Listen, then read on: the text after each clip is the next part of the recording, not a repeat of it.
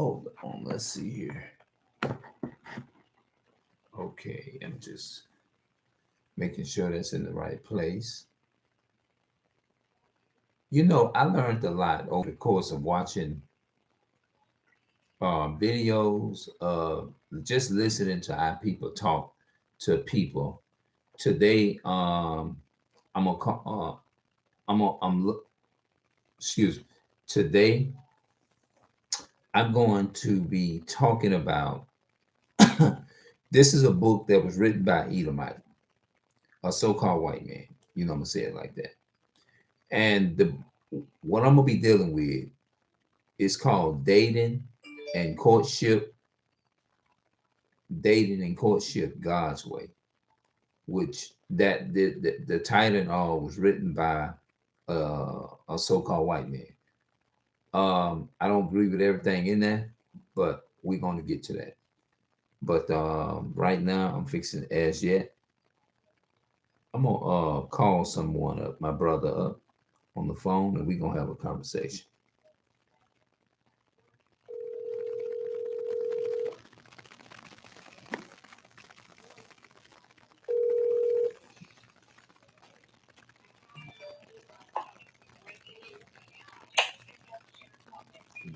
Hello.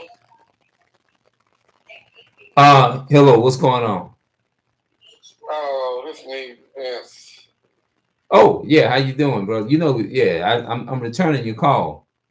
Oh, yeah, yeah, yeah. How you doing today? I'm doing good today. I've been holding it down pretty good. I got out today, took a walk and everything, and you know what I'm saying? Yeah, yeah, yeah.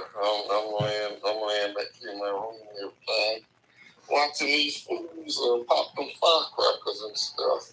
Yeah, getting ready for this. According to Esau, the Esau's New Year, the so-called white man, I say, now according to biblical standards, it's already a new year according to God. Um, according to man's standard, it's not the New Year's yet. Yeah, actually, do you know April, the month of April is the first day of the month, right? Yeah, yeah. You knew this already. Oh, the April is the first The day spring, right? of New Year. But The April is like the first month of the spring according to biblical time. I'm yeah, yeah, I can show it to you in Leviticus 16. It's right in Leviticus chapter 16. It might be already. Oh no, it ain't that yet. It ain't the third. The first thing. It pops up on the computers and stuff like that. The spring of the year starts. I mean the year, the beginning of the year. And now, according to world Esau standards, it's uh January. You see what I'm saying? yeah.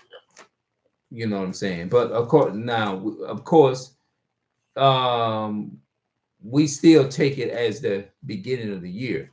You know what I'm saying? But we still, you know what I'm saying. If you biblically, so to speak, and we know God is more important, but we know we living in a world to where everything is taught backwards. Everything is backwards. Um, yeah, I wanna get that right there. I just want to get that. Um, Deuteronomy chapter 16 and verse 1. I'm gonna read it to you. Now, this is the beginning of the month, and I'm just gonna break it down. It's called. Can you hear me? Yeah, yeah, I can hear you. It says, "Observe the month Abit." It says, "Observe the month Abit." Abit. It's spelled Abib. Abit. That means April.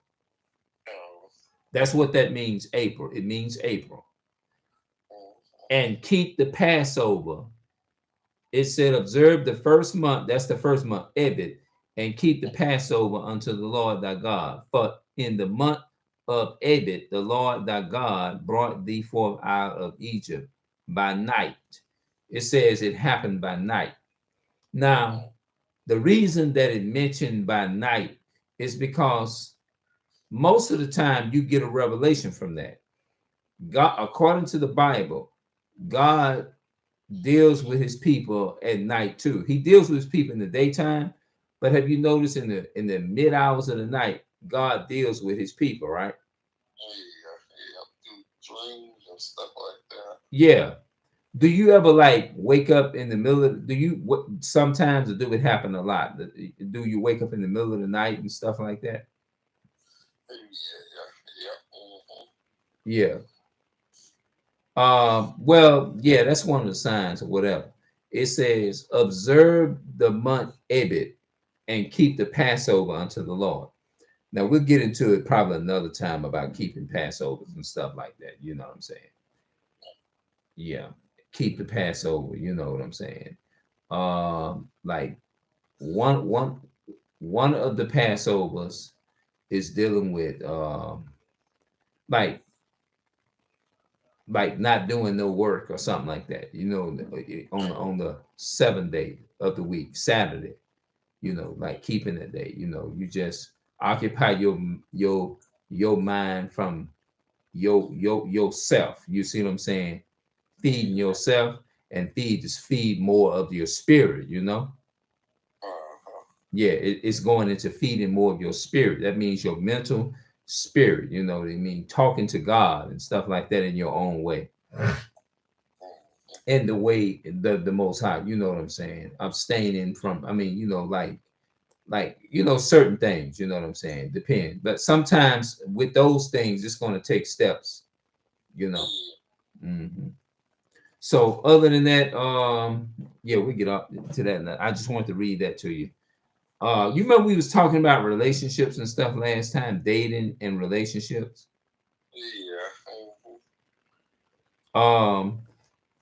I have a book before me. It's called Dating and Courtship, God's Way. It was written by Edomite. Now, when I say Edomite, Esau, right? You know what I'm talking about. Yeah.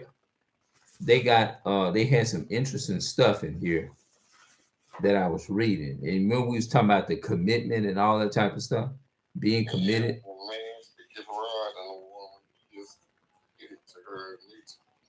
Yeah.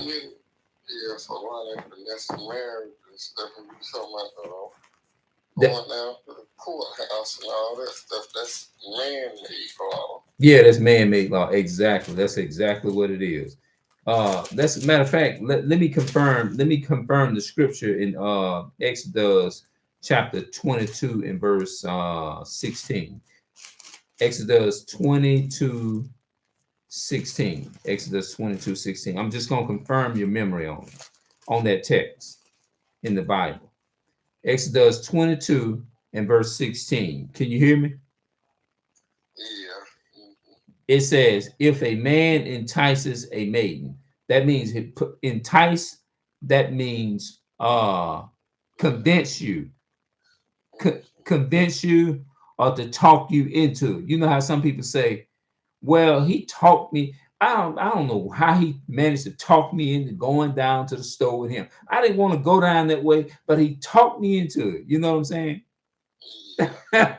It says, if a man entices a maiden, a maiden means a woman, a female, a maiden that is not betrothed. That it means she's not his wife or whatever, and lie with her.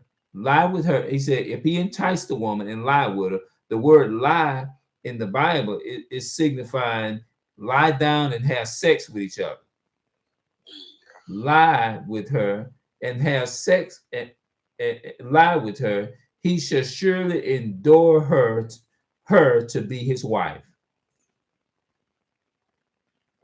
You caught that last part? It's if a man entices a maiden, that means if he's begged the woman and they're begging the woman for sex, that is not betrothed. That means she's not his wife, and he asked her for some sex and lie with her. He should surely endure her to be his wife. It didn't say he shall, if he entice her, he shall surely go down to the courthouse and endure her to be. He didn't say that. The Bible didn't say that. That's right. That means once that man put his private parts in that woman, that means that's his wife. Once he has sex with that woman, that's his wife,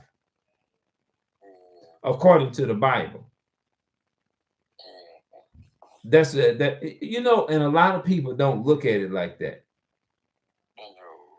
It said if a man entice, I'm just reiterating it. Exodus 16 and 20, 22:16. If a man entices a maiden, that means to persuade her, that means if he asks her for sex or beg her for sex. If a man begs a woman for sex, that's what that means. I'm just breaking it down. If a man entices a maiden, it means a woman that is not betrothed, and lie with her, and she has sex with him because he begged her to, he shall surely endure her to be his wife. And the reason I reiterated that is because it just confirmed to you, so that way when you hear, you already know it's in the Bible. It's in Exodus chapter 6, 22 and 16. I'm just trying to so you'll have a general idea. No matter what somebody tell you, you're supposed to go down to the courthouse. No, in the Bible it tells you if he has sex with her, that's his wife. Yep. That means the word sex means commitment. Yep. That means that what you're saying, what that woman is agreeing to is that I'm choosing I want to have a connection with you. That makes sense, doesn't it? That means she's saying, I want to have a connection with you. And I'm not even married. I've never been married, and I never had children, nothing like that, but I understand that. It's amazing how you can get wisdom on something and you never, it's a beautiful thing though, Yeah. Now they got a couple of notes in this book that I wrote down. Let's see here. What did I want to read something that okay, this may be a good one right here. I'm reading on page 15 in this book called Dating and Courtship God's Way. But divorce is not the only sad and shocking effect of wrong dating and courtship. Improper dating and courtship practices carries the side effect of leading the large and growing ranks of wandering, jetting, sensual people to decide to just live together, or more accurately, sharing a bed together instead of committing to marriage. Okay, that's based upon what I was trying to say. It says just living together, or more accurately, sharing a bed together instead of committing to marriage. That means that would be fornication if they're not committing to each other. Because there's a difference between just laying up and shacking up and having sex with each other, and being committed. Commitment means you're willing to. It means faithfulness. It means loyalty. It means trustworthy. That's what marriage means. That means that's what the main thing that seals that marriage is, when that man puts his rod in that woman.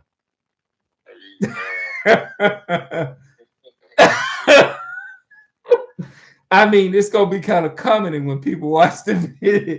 I was actually videotaping myself doing it. Yeah. That's marriage because a lot of people they that's what seals a marriage covenant, man. Because when it's something when it get to that point, that means it's really serious. Yeah. And it's also an indication that this person has really gotten to know you, because that's a serious part. That's like you done went to the next level. And it means that means a marriage and a commitment when you done did that. But dating is another thing. Courting is just two people just you just like you just inexperienced, you just courting. It's an early stage of to get a feeling to see what it's like. I mean, you going out with them and y'all just doing things like simpler things, like going out, you know what I'm saying, stuff like that. Mm-hmm. Yeah. Um, but divorce is not the only. Okay, I read that. Consider just these statistics from Britain in 1972. There were 480,000 couples who choose to marry. By 2001, less than 3 decades later, only 268,000 weddings took place each through the population populating had grew by 7%. It grew 7% in 2005. The number of the UK marriages fell to 244,710, a stunning decrease of 10% compared to 2004. This drop in just 1 year, just since 1986, the number of women choosing to cohabitation has more than double, going from 13 to 28%. The figure for men are only slightly lower. Correct uh correspondingly, in America, the number of unmarried couples cohabited increasing ten, increased tenfold from 1960 to 2005. This is the last part. All of this describes a world in a revolt against the let's see here, institution of marriages. I hope people understood that, because some of the words were kind of hard, but it's just given the large statistics on marriage and how like people divorce and all that kind of stuff. And like, it's not, if you think about it, especially with us black, I mean with so-called blacks, Hispanics, and Native Americans, it's hard for even 10 people in a marriage is to maintain a good relationship. Yes. Because you trying to get to know this person, and the first thing in that situation to see if y'all match energies is that one. I think the women start off on the wrong boat by asking you. Now, see, a lot of women they looking for different things in a marriage. You see what I'm saying? Some of them looking for benefits. Now we know when we think of benefits, you think more of probably it's men doing it, but I think the women, in my opinion, is on a larger mass scale of they most of them probably just want a man for his money and his benefits. And now the reason for that type of stuff is because the so-called white man, Esau, created, the white man has created these things and put these things in place. And this system it's put in place and set up for the so-called Black, Hispanic, and Native Americans man's failure, even with the marriage. The system is just like it's set up. It's like the white man is a government agent. They are agents, and the agents that their tendencies is to work in a conspiracy. Is maintained. That's why they say they had us thinking that you got to go to the courthouse and get married. You shouldn't have to put the government and stuff in your business. Yeah. You see what I'm saying? And so when you're dealing with people, it's all automatically, these are the curses. It's like it said, if you meet a so-called Black person, Hispanic or Native American person, I bet you you can't even count 10 people married that you know of that's so-called Black, can you? You can't even count, you can count them on your hand that's married, right? Yeah. Because not even to, in this day and age, a relationship between a man and a Black man and a Black woman, Hispanic or Native American man, Latino man or woman, you know, sometimes it don't even last a month sometimes. No. That makes sense, does it? Yeah. That's crazy. And the reason why a lot of men have not been in relationships from my experience, and I'm one of them, is because most of our women are trained by the so-called white man Esau is to be wicked. Yeah, to be wicked. Yeah. That's right. And not only that, the so-called white man can get, and they know this, they can get a so-called Black woman and they can get a so-called Hispanic woman faster than we can. Right? Can they? Yeah. They got money, and then they teach them how to go after money too, just like what you just said about that. They have adapted the Esau's ways. That's exactly. I'm glad you said that. That's right. I'm glad you said that. They have adapted to the European way because this is slavery. Yeah, that's right. And that's the world system, the worldliness.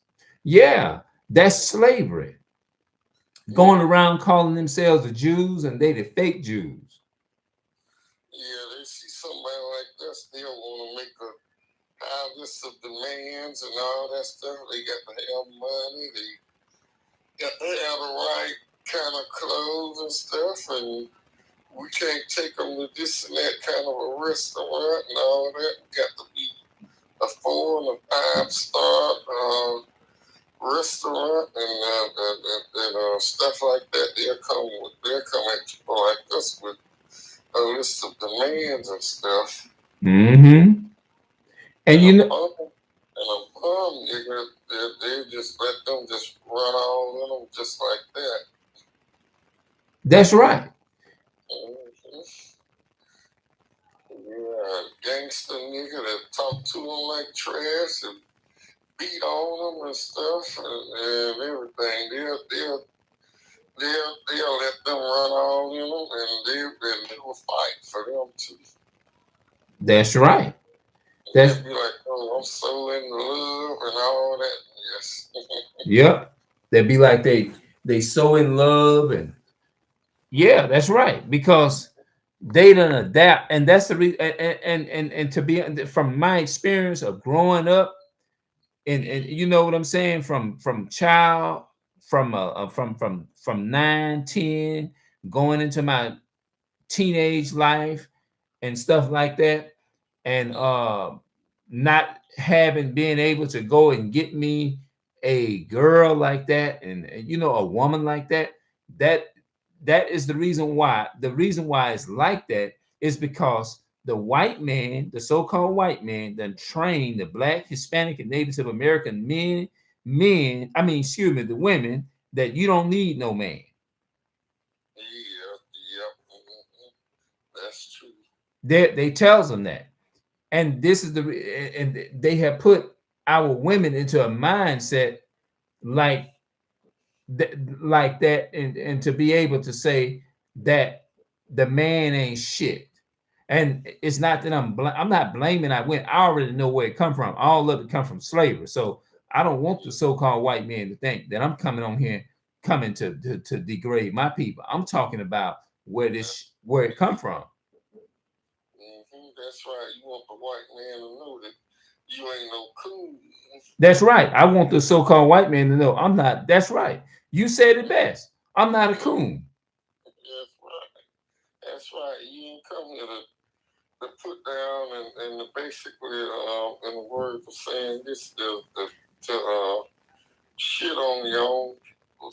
Yeah, that's right. A lot of people look, bro. Like I tell people all the time, I've been doing videos since 2000. I started in 2013, and my whole goal, I used to say that I want to get my people, my so-called black people together. And when I see the brothers that be speaking on the streets and stuff, them Hebrew brothers that be on the streets and they be teaching our people and stuff, I be looking at them like, damn, I wish I had. I said, man, I'm striving to get that man to be strong like that. I'm striving to get that and be strong like that. I want to be like that on the streets and telling my people that's you know what I'm saying? Yes. That's what I be saying. Have you ever seen any of those Hebrew brothers on the streets? I've seen a couple of preacher men out there on the street doing the town down in New Orleans for the Mardi Gras down on Canal Street. Okay. And a man stepped out there with that Bible and started preaching the Bible and everything and stuff. And people got kind of quiet then and everything. Okay. When you saw that, did you see any signs out there? Like signs that they had stand up out there? Uh, the signs, no. Okay. I'm talking about like the sign that they showing what happened to our people, like slavery and all that type of stuff. Oh, You probably don't. Okay, I understand. I'm not trying to put you on the spot. You probably don't remember or something like that. But anyway, they started preaching that and preaching about God and stuff and preaching about Mardi Gras holiday is it's a pagan holiday. Yeah, that we shouldn't be worshiping everything and stuff. Exactly. I even have literature on that too. You know, I have some literature on that too. It's an Edomite that wrote the stuff, but a lot of the stuff in here, he's saying the truth in here. Like some of it, not all of it. Like I said, let me get this straight. If I read a book from a so-called white man, I'm not going to sit there and exalt his whole book as the truth, because you know those so-called white men, they put lies in a lot of books. Yeah. But Mardi Gras, they say that's like worshiping them idol gods and everything, worshiping the fake gods and stuff. It is. And that's what caused Israel to go into slavery, because God put punishment upon them, those people, for what they have done. Matter of fact, let me just let me quote you a little piece. Let me quote you a little piece about what we should be honoring, what we should be worshiping, just to give you a general idea of what's going on, of what we should be worshiping. It says sacrifices came later. Earlier, we reference how Jeremiah 7:22 through 23 revealed that God introduced sacrifices after he commanded Israel to obey his laws. See that? Yeah. After he commanded Israel to obey his laws. The opponents of the holy days argued the opposite, that God created them for the purpose of having a time to offer sacrifices, even superficial examination exposed this as silly reasoning. Jeremiah shows that the holy days were originally kept without sacrificial meat and drink offerings.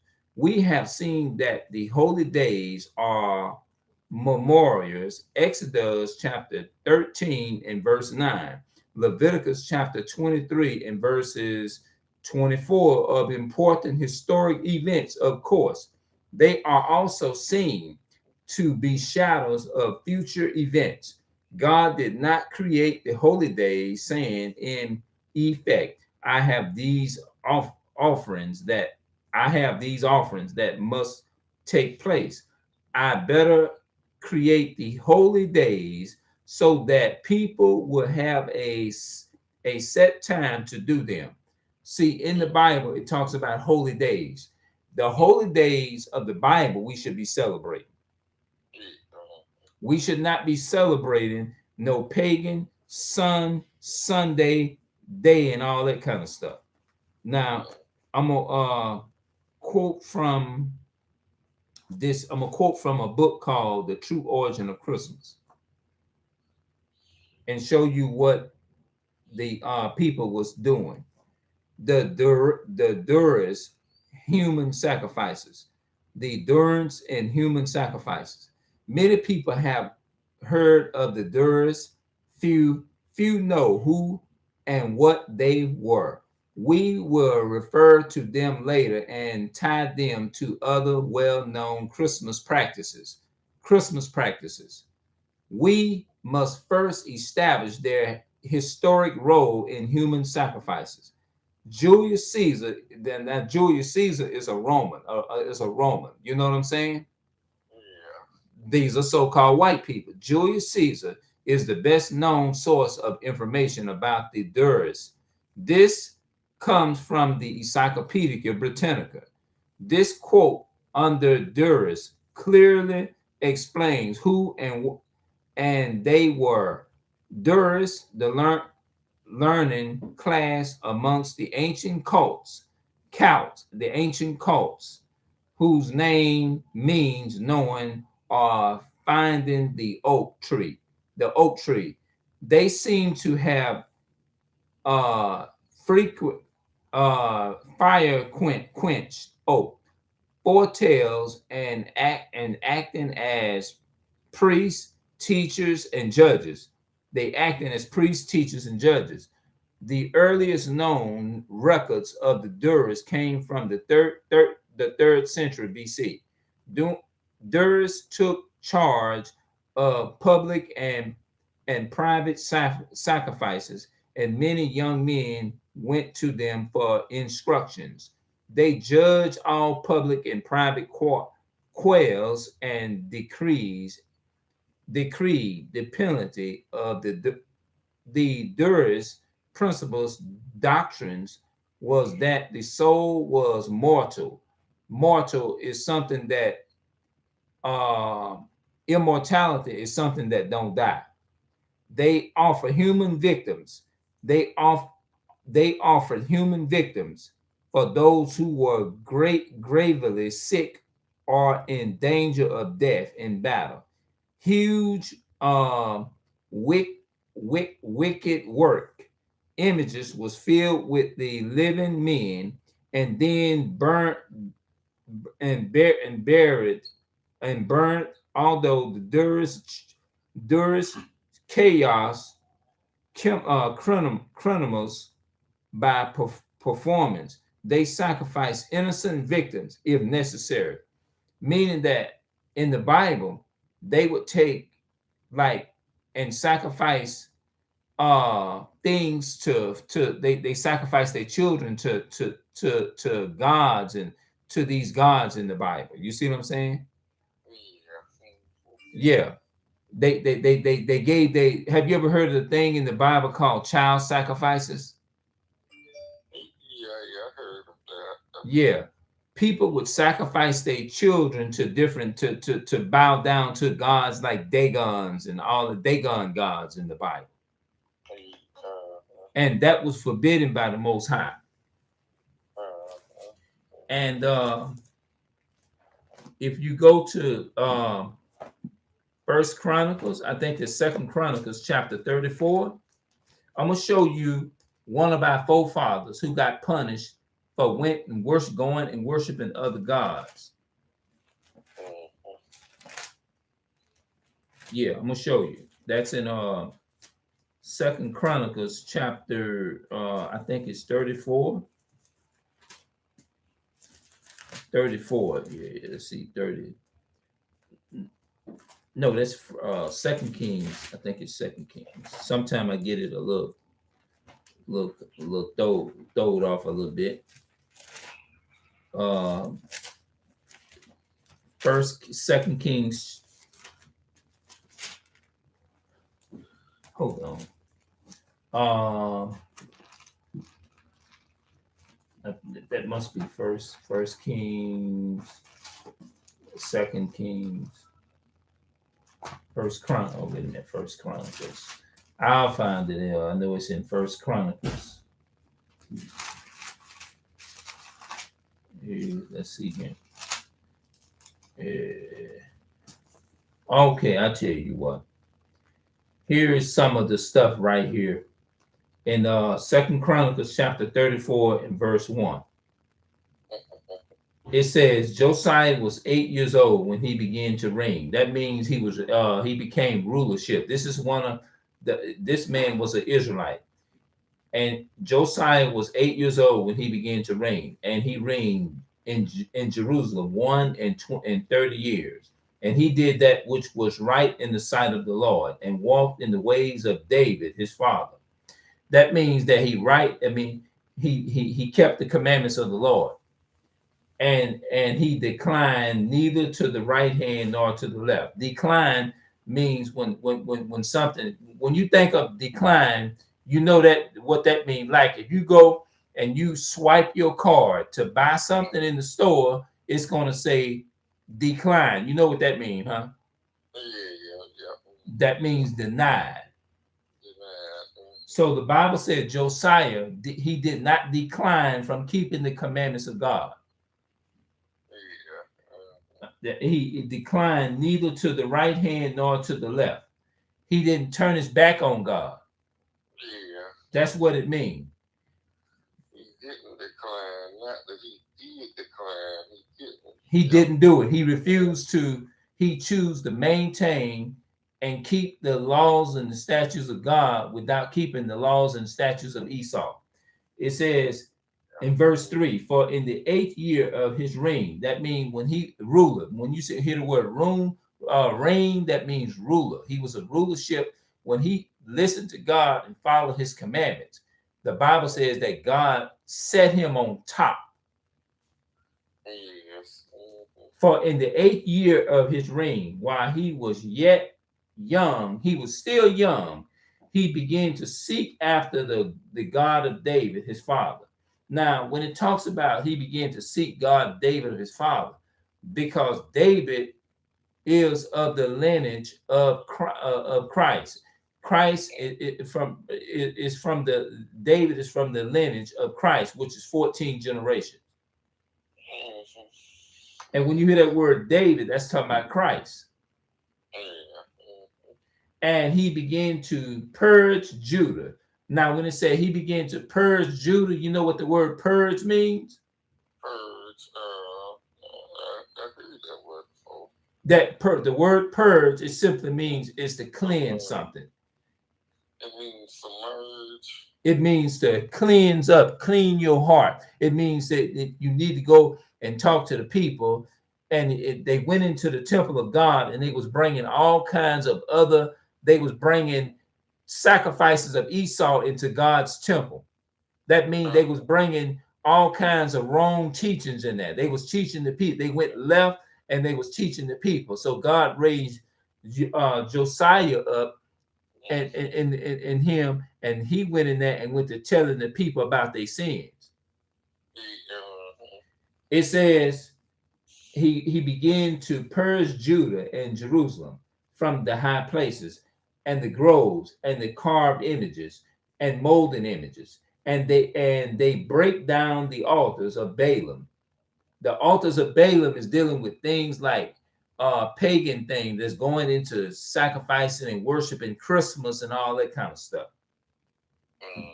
In the presence and the images that were on high above them, he cut down the groves and the carved images and the molded images, and he brake in pieces and made dust of them, and shroud it upon the groves of them, and that had sacrifice unto them. And he burnt the bones of the priests. He burnt the bones of the priests. That means they used the bones, and they set up bones, and they used those things to make carved images out of it. They was in God's temple making idols. They was worshiping other deities instead of the deity of God. Yep. And so Manasseh, you know Manasseh in the Bible? Manasseh was the so-called Cubans. That's their biblical tribe in the Bible. Manasseh. You know Manasseh, right? Yeah, my first time ever hearing that. Yeah, Manasseh, they would be the so-called Cubans. They makes up the 12 tribes of Israel in the Bible. Mm-hmm. I'm gonna show you this here, and then we'll whatever you want to talk about. I just want to point out these. Look, let's see here. What that scripture at? Let's see here. First Chronicles. For some. Let's see here. Second Chronicles. Yeah, Second Chronicles. Let's see here. 29, 30. Let's see here. Let's see, 31. Okay, here we go. Second Chronicles chapter 33 and verse 1.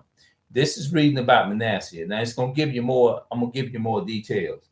It says Manasseh was 12 years old when he began to reign. See, these people wasn't in their 40s and 50s when they started. They was young men, God. And these are Israelites. These are biblical forefathers. Manasseh was 12 years old when he began to reign, and he reigned 55 years in Jerusalem. That means he was a ruler of 55. I mean, he was in rulership 55 years. But he did that which was evil in the sight of the Lord. Then when he did that which was evil, that means he was not keeping the commandments of God. And because he did that, this brought curses upon his children that he was generating. But he did that which was evil in the sight of the Lord, like unto the abominations of the heathens. You know, the heathens represents the Gentile. That represents the other nations. That's talking about Esau, the so-called white man. That's talking about all the other nations that are not Israelites. But he said, whom the Lord cast out before the children of Israel. Verse 3. For he built again the high places which Hezekiah his father had broken down, and he reared up altars for Balaam, and made groves, and worshipped all the hosts of heaven and served them. All the hosts of heaven, it was talking about the gods of the earth that people worship today. Also, he built altars in the house of the Lord, whereof the Lord had said, in Jerusalem shall my name be forever. For he built altars for all the hosts of heaven, and in the two courts of the house of the Lord. He caused his children. Now listen to this. You remember I said this here? It says he caused his children to pass through the fire in the valley of the son of Haman. Haman. Also, he observed. Hello?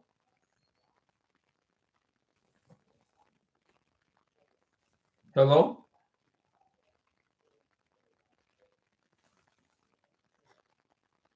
Hello? Well, we got disconnected. Well, I guess the enemy that he'll call me back, because I know the enemy he'll work like this sometime. Let's call him back.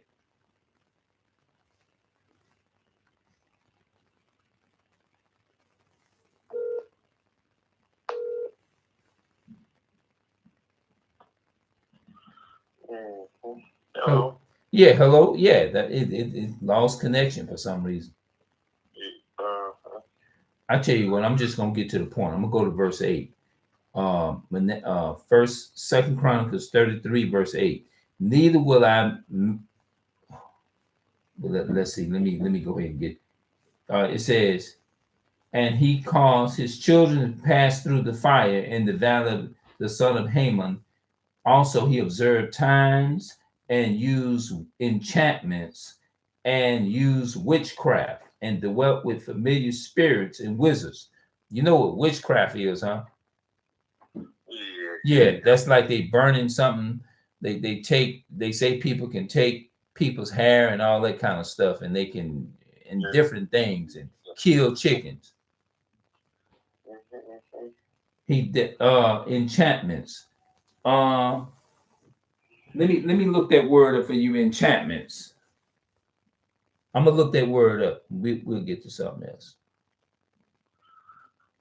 Enchantment. That's what I feel about Mardi Gras. It's stuff like that. What is enchantments? It's gonna say it.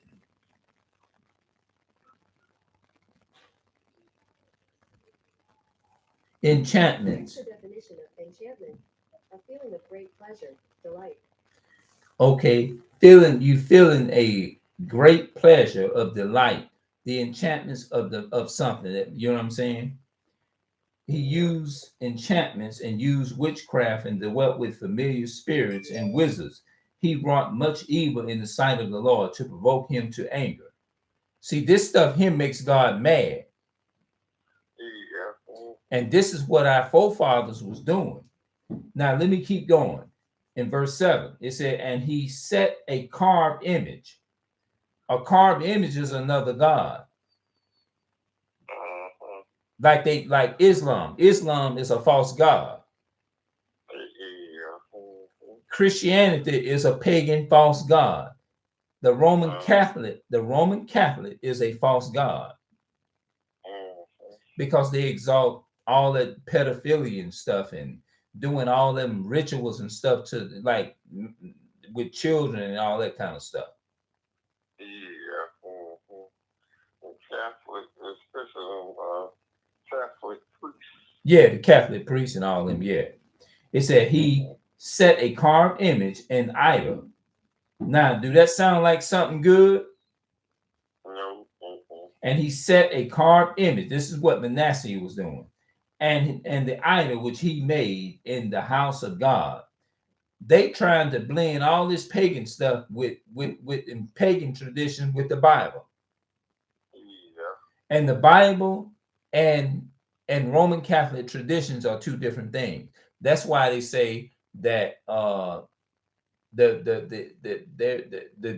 Mexican, the Spanish Mexicans, some of them supposed to be the fake Jews, and the real Jews were the ones that they counterfeited everything. All right, let's keep going. And he set a carved image. This is second Chronicles chapter 33 and verse 7. And he set a carved image, the idol which he made in the house of God, of which God had said to David and to Solomon and his son in this house and in Jerusalem, which I have chosen before all the tribes of Israel, I will put my name forever. Neither will I any more remove the foot of Israel from out of the land which I have appointed for your fathers. God say he appointed for your fathers. Abraham is the father of the Jews in the Bible. And even today, which I gave their fathers, so that they will take heed to do all that I have commanded them according to the whole law and the statutes and the ordinance by the hand of Moses. So Manasseh made Judah.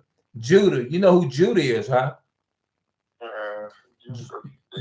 Judah would be the so-called black people. Yeah, and Manasseh would be the so-called Cubans.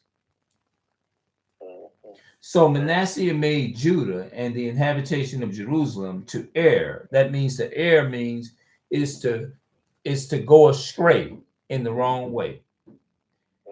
and to do worse than the heathen. That means our people is doing worse than Esau, because Esau embedded it in us is to do this. Esau, the white man, brainwashed our people into this type of stuff. They condition our people into this type of stuff.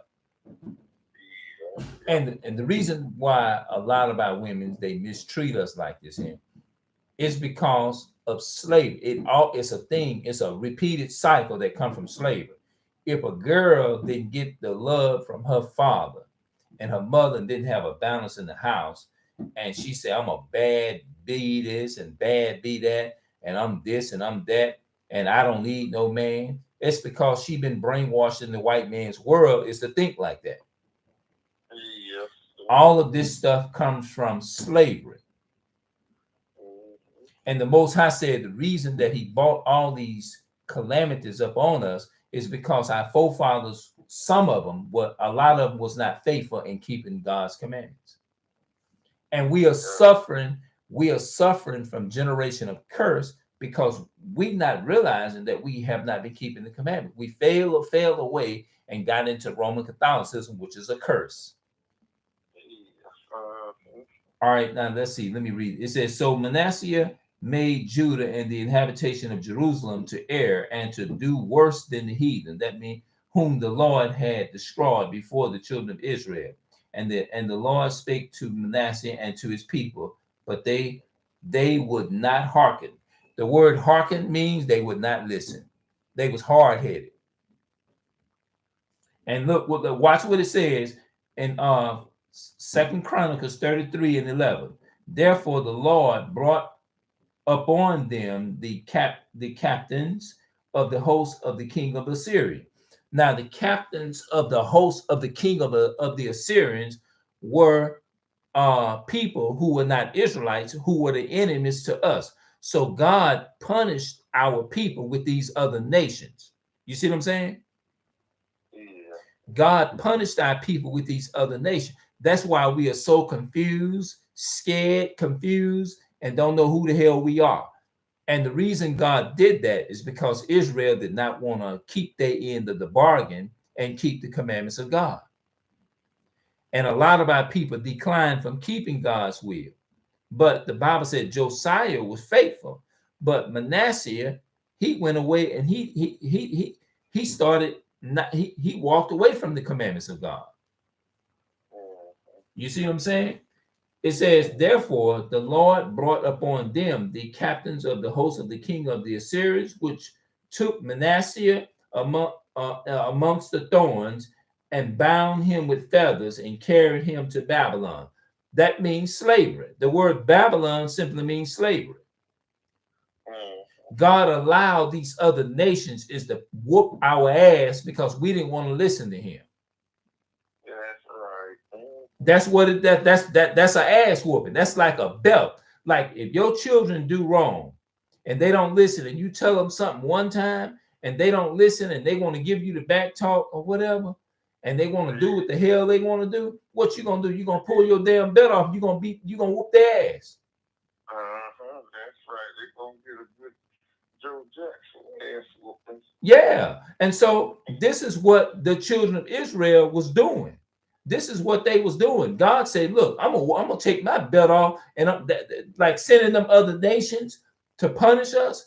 That's what he meant when he said that. He said, look, I tell you what, since you don't want to listen to me, that's like him saying, give me that belt. I'm gonna wear your ass out. Come here. And that's the reason why he sent these other nations against us, because we have to understand our people was in several captivities. Because we had 18 nations that enslaved our people, right? And so God is the one but that was God's judgment upon us for not listening. Yeah. So I'm gonna read it one more time and then we'll jump off to something else. Second Chronicles in the Old Testament, chapter 33. In verse 11, therefore the Lord brought upon them the captivities of the host of the king of the Assyrians, which took Manasseh which the Assyrians, which took Manasseh amongst the thorns and bound him with feathers and carried him to Babylon. So the Most High said, I'm going to take your ass into slavery since you didn't want to listen to me. That's what God was saying. He said, since you didn't want to listen to me and do what I asked you to do, I'm going to allow them other nations is to whoop your ass. I'm doing it not because I hate you, but I'm doing it because I love you. When you chastise your children, you do it because you love them. You don't do it if you tell your child to don't touch that stove is hot. That's an act of love because you don't want them to get burnt. Well, I know I can go on and on with this here, but I just wanted to share that with you. You know. Yeah. So I'll stop it right there. I know you have a lot. I mean, you probably have something you want to talk to me about, you know?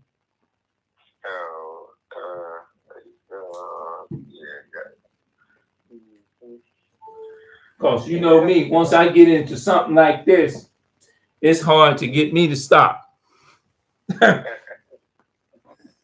Yeah, so I stopped. I mean, I know I went on for about 56 minutes and 35 seconds. I was actually recording and putting it on video at the same time.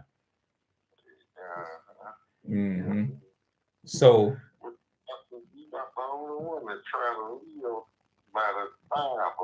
I try my best too. I ain't trying to brag or nothing like that.